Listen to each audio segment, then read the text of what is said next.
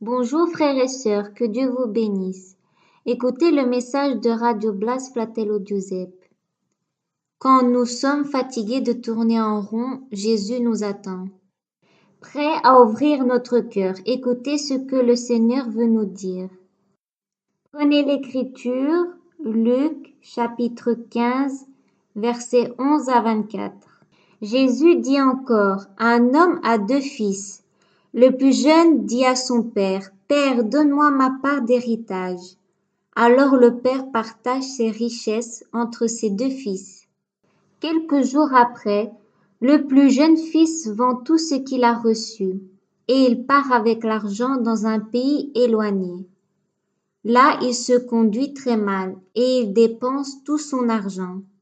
Quand il a tout dépensé, une grande famine arrive dans le pays et le fils commence à manquer de tout. Il va travailler pour un habitant de ce pays. Cet homme l'envoie dans les champs garder les cochons. Le fils a envie de manger la nourriture des cochons, mais personne ne lui en donne. Alors il se met à réfléchir. Il se dit, chez mon père tous les ouvriers ont assez à manger, et même ils ont trop. Et moi ici je meurs de faim. Je vais partir pour retourner chez mon père, et je vais lui dire, Père, j'ai péché contre Dieu et contre toi. Je ne mérite plus d'être appelé ton fils. Fais comme si j'étais l'un de tes ouvriers. Il part pour retourner chez son père. Le fils est encore loin, mais son père le voit et il a plein de pitié pour lui. Il court en sa rencontre, il le serre contre lui et l'embrasse. Alors le fils dit à son père, « Père, j'ai péché contre Dieu et contre toi, je ne mérite plus d'être appelé ton fils. » Mais le père dit à ses serviteurs, « Vite, apportez le plus beau vêtement et habillez mon fils. Mettez-lui une bague au doigt et des sandales aux pieds. Amenez le veau qu'on a fait grossir et tuez-le. Mangeons et faisons la fête. Oui, mon fils qui était là était mort et il est revenu à la vie. Il était perdu et il est retrouvé. » Il commence à faire la fête. Merci Jésus pour ta parole. Que Dieu bénisse tous ces enfants perdus éloignés. Tout le monde en est des enfants perdus. Sauf qu'il y a des personnes qui se croient pas des enfants perdus. Dieu nous aide à ne pas être comme ça. Le Seigneur a donné un message à Fratello Giuseppe de Radio Blast pour tous les enfants perdus. Un beau message de la part de Jésus qui s'appelle Quand nous sommes fatigués et parfois on est fatigué. Voici le message de Jésus pour nous. On a envie les choses du monde, aller à gauche et à droite, et rien n'a marché. Jusque quand j'ai trouvé Jésus, ça a changé ma vie. Être calme et apprendre les erreurs des autres. Pas se prendre la tête, essayer à apprendre nos erreurs, nos divorces, nos accidents, nos maladies, nos malédictions. La bonne manière d'apprendre est apprendre l'évangile, la Bible. Voici ce que Jésus a dit à travers le Fratello Giuseppe de Radio Blast. Quand nous sommes fatigués de tourner en rond dans ce monde, Jésus nous attend. Quand nous sommes fatigués et de croire à des mensonges et aux fausses espérances de la politique, alors on est prêt de suivre Jésus. Quand on est content pour de l'argent et qu'on découvre que c'est une illusion passive du monde, alors on est prêt pour quelque chose de vrai, qui s'appelle Jésus. Quand on a conquéri cette jeune fille spéciale et comprendre que c'est une âme triste et perdue, seule dans l'espérance, comme nous, alors on peut aller vers le Seigneur et écouter ce qu'il veut nous dire. Quand on a compris que les religions vides et qui prêchent d'hypocrisie, il ne peut jamais remplir notre âme vide. Alors Jésus nous attend. Il est grand temps d'enlever le voile de nos yeux. qui nous sont mis et on commence enfin à lire l'Évangile, la Bible, comme Dieu nous commande à le faire, de lire la Bible, de commencer à le pratiquer chaque jour avec le reste de notre peuple, le peuple de Dieu du temps de la fin, comme Daniel chapitre 2 verset 44 et Daniel chapitre 7 verset 27. Quand on a compris que nous sommes assez fatigués de nous, notre erreur, des personnes qui nous découragent, qui nous critiquent, parce qu'on veut faire quelque chose de nouveau et de différent, quelque chose pour Jésus comme faisaient ses disciples. Alors c'est le moment d'ouvrir ses yeux et savoir la volonté de Dieu et découvrir que Dieu, il ne ment pas, ses promesses sont vraies, que Jésus est là et pour toujours, à attendre et nous guider jusqu'à la fin des temps et la victoire complète jusqu'à son royaume.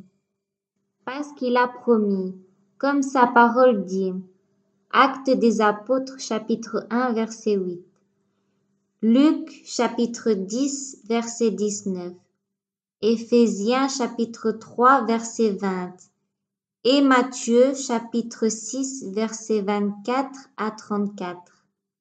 Les grandes bénédictions éternelles dans le royaume de Dieu sont à les courageux, à les timeurs de Dieu. Il ne doit pas avoir peur du piège du monde, des menaces de l'ennemi et du diable. Mais comme notre roi des rois nous a dit, allez dans l'Écriture, Matthieu chapitre 11 verset 12.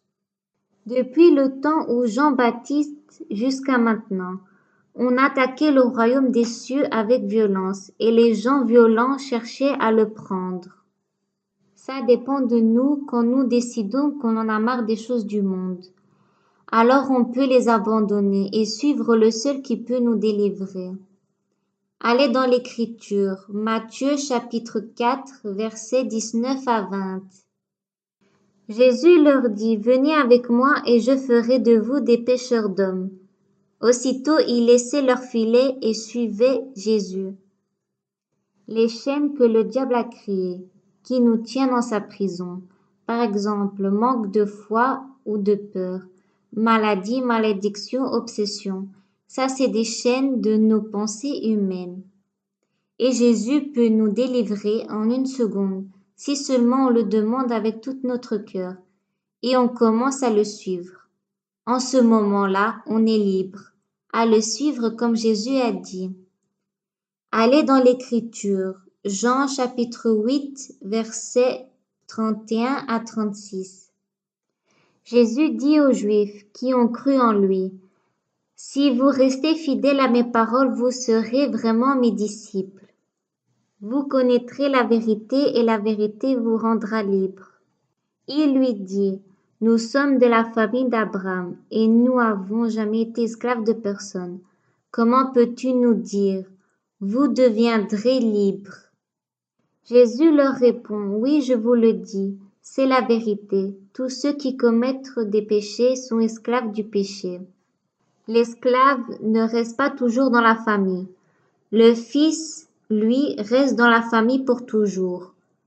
Donc, si le Fils vous rend libre, vous serez vraiment libre.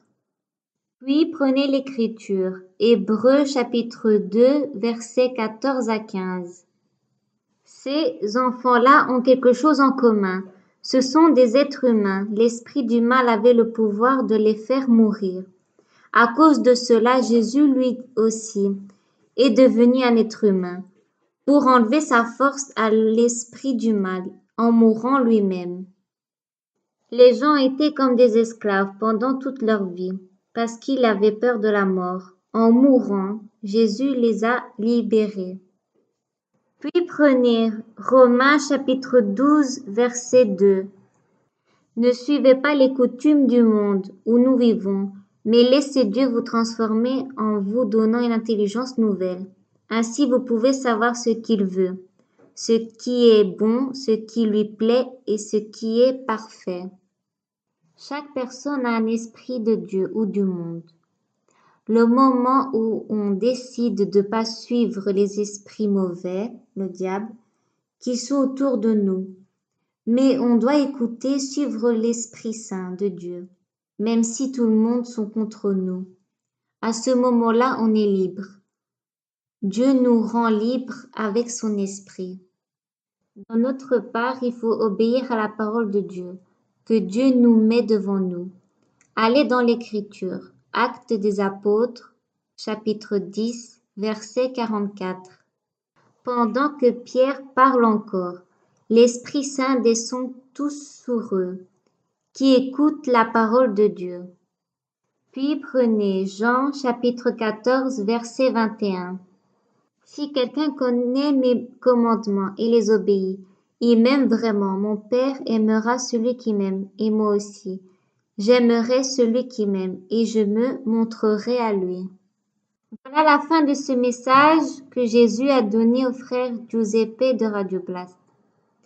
Il est grand l'amour de Dieu. Merci Jésus. Que faire dans un monde qui ne sait pas où il va? La majorité des églises du dimanche matin ne savent pas où ils vont, ne comprennent pas la Bible et ne savent pas du tout les prophéties de la Bible. Que faire? Qui suivre? Où aller? Et qui croire? Mes frères et sœurs, le Seigneur nous dit, on doit vite grandir spirituellement dans son don, apprendre à prophétiser, apprendre à dire aux personnes de témoigner de Jésus, ce que Dieu dit, ce que sa parole dit, la Bible, et où il nous guide, ce que Dieu et sa parole nous dit, ce qu'il se passe dans ce monde. Le monde est confus, à commencer dans le monde chrétien. Il y a beaucoup de personnes qui suivent des livres américains, mais la majorité sont faux, et beaucoup de doctrines. Ils disent que l'enlèvement avant la tribulation, mais l'enlèvement avant la tribulation, il est jamais écrit dans les Écritures, dans la Bible. Mais l'Église du dimanche sont dans le mensonge et sont confus et ils coulent. Leur faux prophète dit à eux dans l'Église, tout ce que vous devez faire est de répéter les prières et de rien faire. Rester assis et de grandir dans l'Église morte. Et que Dieu fait tout, après tout, il est puissant et peut le faire très bien. En fait, Dieu ne fait rien de tout ça pour arrêter ces personnes violentes et de l'Antichrist. Pourquoi? Parce que c'est prophétisé dans la Bible. Dans 2 Timothée chapitre 3 versets 1 à 5 et dans l'Apocalypse chapitre 12 versets 12 à 15. C'est la prophétie que Dieu il va utiliser sur l'Antichrist pour prévenir les églises du dimanche matin que eux ils ne écoutent pas. Que faire? Alors Dieu dit se séparer du monde. Allez dans l'Écriture, 2 Corinthiens chapitre 6 versets 14 à 18. N'allez pas avec ceux qui ne croient pas en Dieu. Vous ne pouvez pas vivre ensemble. Ce qui est juste et ce qui est contraire à Dieu. Est-ce que cela va ensemble? Est-ce que la lumière va avec la nuit? Est-ce que le Christ peut être d'accord avec Satan? Est-ce que un croyant peut aller avec celui qui ne croit pas en Dieu? Est-ce qu'il y a de points communs entre la maison de Dieu et les faux dieux? Nous sommes la maison du Dieu vivant. Dieu l'a dit, je vais habiter et vivre au milieu d'eux, je serai leur Dieu et ils seront mon peuple. C'est pourquoi le Seigneur Dieu dit, quittez ces gens-là, allez loin d'eux, ne touchez pas ce qui est impur, et moi je vais l'accueillir. Le Seigneur Tout-Puissant dit encore, je serai pour vous un père et vous serez pour moi des fils et des filles. Dieu nous dit dans ce verset qu'on doit se séparer de ceux qui aiment le monde et suivre la volonté de Christ dans notre vie, se séparer des esprits avec ceux qui aiment le monde et aussi matériel si c'est nécessaire et quand c'est nécessaire. Prenez l'Écriture, Philippiens chapitre 3 verset 8. Connaître le Christ Jésus mon Seigneur. Voilà le plus important, à mon avis. Tout ce qu'on gagne. Je n'ai rien à côté de cette connaissance. Pour lui, j'ai tout abandonné. Pour gagner le Christ et pour être uni à lui. Je considère toutes ces choses-là comme des ordures. Je ne suis pas juste parce que j'obéis à la loi, mais parce que je crois au Christ. C'est Dieu qui rend juste, et il rend juste celui qui croit. L'Évangile, c'est notre force. Prenez l'Écriture, Matthieu chapitre 28, verset 19. Jésus s'approche et leur dit, j'ai reçu tout pouvoir du ciel et sur la terre. Allez dans tous les peuples, pour que les gens deviennent mes disciples. Baptisez-les au nom du Père, du Fils et du Saint-Esprit. Comment aller évangéliser que maintenant on a besoin d'aide? On doit le faire. Prêcher, c'est comme ça, c'est notre force. Et de suivre l'exemple de Jésus. C'est une arnaque qu'on doit attendre. Jusque quand la situation est bien pour suivre Jésus et l'Évangile. Si on tombe dans cette arnaque, on va jamais le faire et jamais on va recevoir la bénédiction ou la protection de ses promesses. Se lancer dans la volonté de Dieu, au contraire, s'il y a des personnes qui te disent que notre protection est un lieu de géographie, c'est un mensonge. Allez dans l'Écriture. Ésaïe chapitre 3 verset 10. Vous pouvez dire qu'ils sont heureux, ceux qui obéissent à Dieu. Ils vont profiter de ce qu'ils ont fait. Prenez l'Écriture, Hébreux chapitre 6 verset 10. Dieu n'est pas injuste. Il ne peut pas oublier ce que vous faites, ni l'amour ce que vous montrez pour lui. Vous avez montré cet amour autrefois en servant les autres chrétiens, et vous le faites encore maintenant. Un autre point, il faut la communion avec les frères et sœurs. La terreur dans ce monde impur, il va augmenter et bientôt il sera complète. On doit former des petites communautés où on se trouve. Pas de communauté où on vit dans le même toit, mais une communauté dans le même esprit. Il faut qu'on résiste jusqu'à la tribulation. Que bientôt il va commencer. Gagner comme un victorieux du marque de la bête et jusqu'à l'enlèvement qui va être 3 ans et demi. Toujours si l'Antichrist nous aide à aller en haut plus tôt. Prenez l'Écriture, Hébreux chapitre 10, verset 25. N'abandonnons pas nos assemblées comme certains qui ont pris l'habitude de plus venir. Au contraire, aidez-nous davantage les uns les autres, puisque vous le voyez, le jour du Seigneur est proche. Puis prenez Matthieu chapitre 18, verset 20. Oui, quand 2 ou 3 sont réunis en mon nom, je suis là au milieu d'eux. Puis prenez Philémon chapitre 1, verset 2. Elle l'est aussi pour Appia, notre sœur, et pour Akippée, qui combat avec nous. Elle est encore pour la communauté, qui se réunit dans ta maison. Un autre point, les dons du Saint-Esprit sont importants. On ne peut pas gagner le diable et la marque 666 et la tribulation si on ne grandit pas avec le don du Saint-Esprit. Dans 1 Corinthiens chapitre 12, on doit vite commencer l'Église chrétienne, partout dans le monde, dans les maisons. Les leaders, pasteurs mercenaires, ils enseignent aux moutons que leur bénédiction vient de l'argent, avant tout.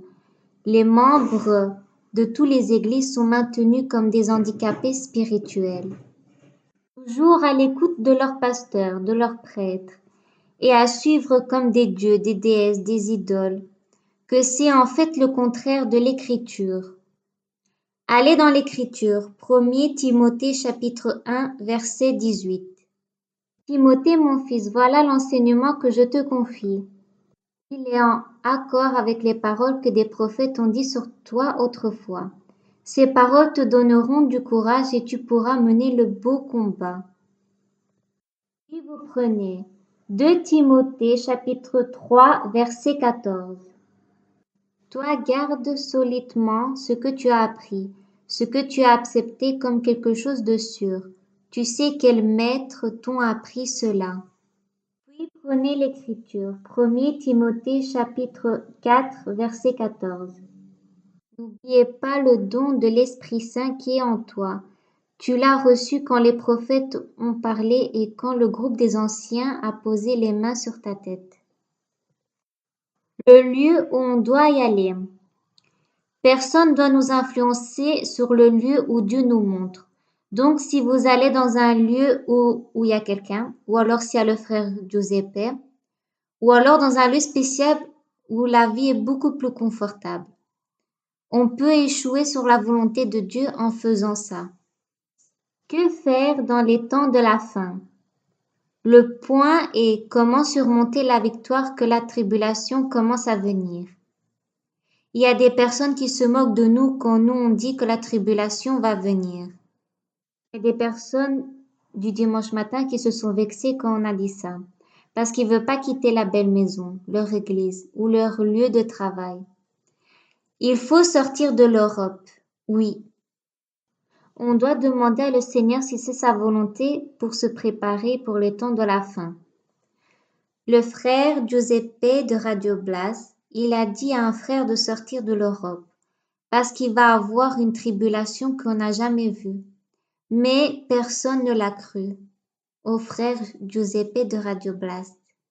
Le frère Joseph, il est aussi parti dans des églises du dimanche matin, avec 2000 personnes, mais personne ne l'a cru. C'est important de tomber amoureux de l'étoile de Bethléem, que c'est Jésus.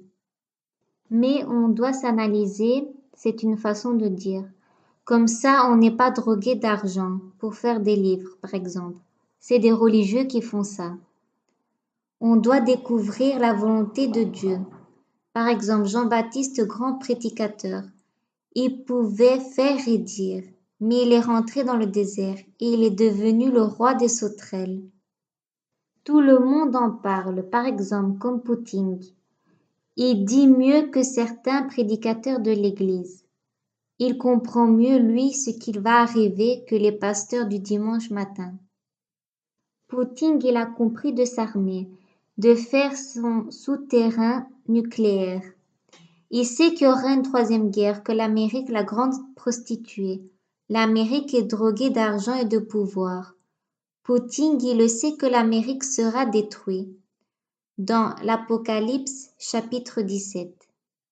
Ils ont abandonné Jésus et maintenant ils ont un Dieu d'argent.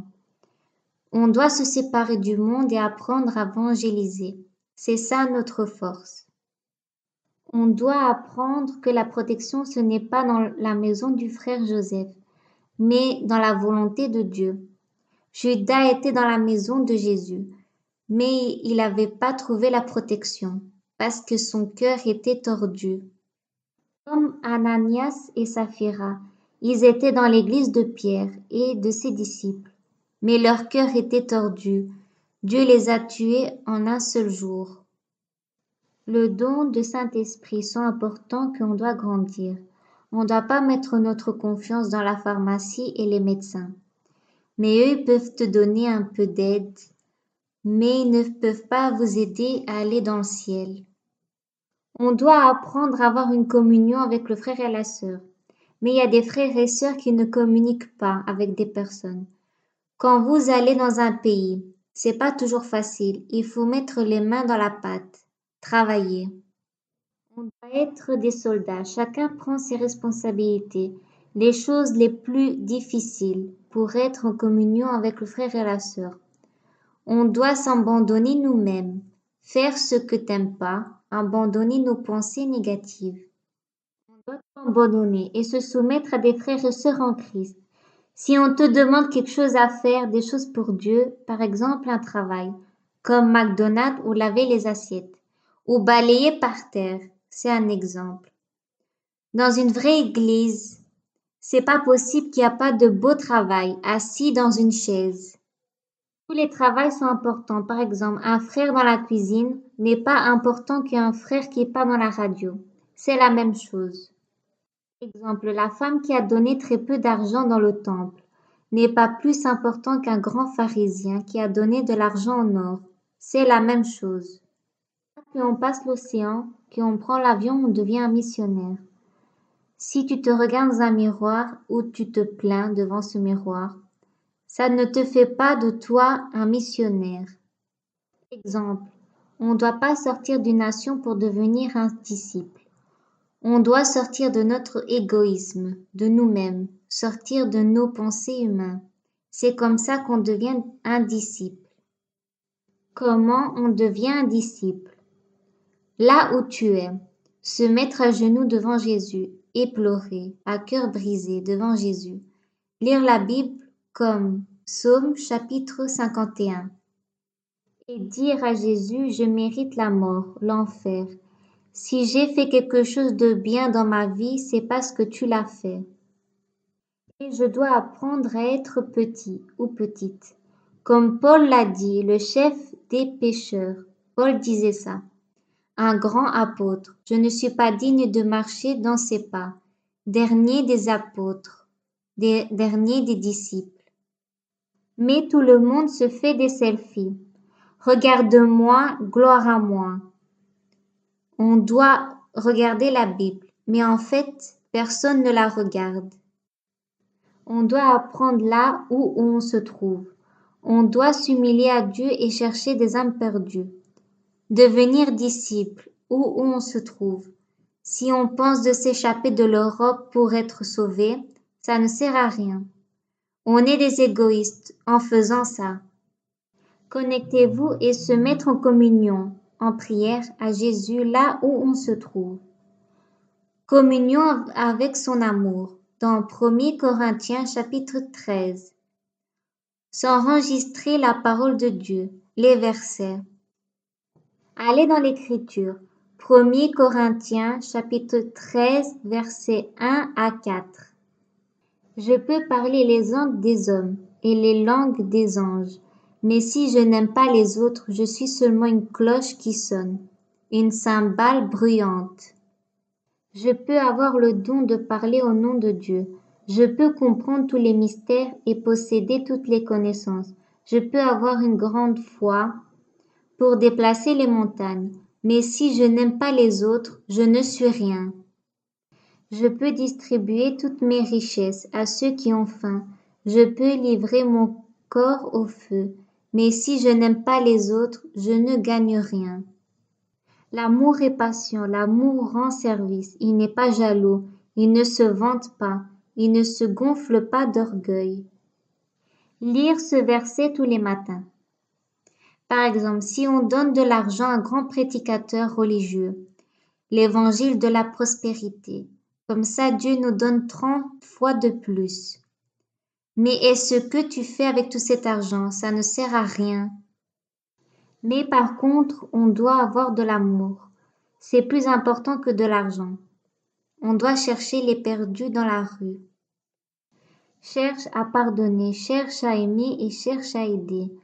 Va vers ce frère ou cette sœur que t'arrives pas à aimer et porte l'amour de Jésus. Va et confesse. Moi, je n'arrive pas à prier pour toi.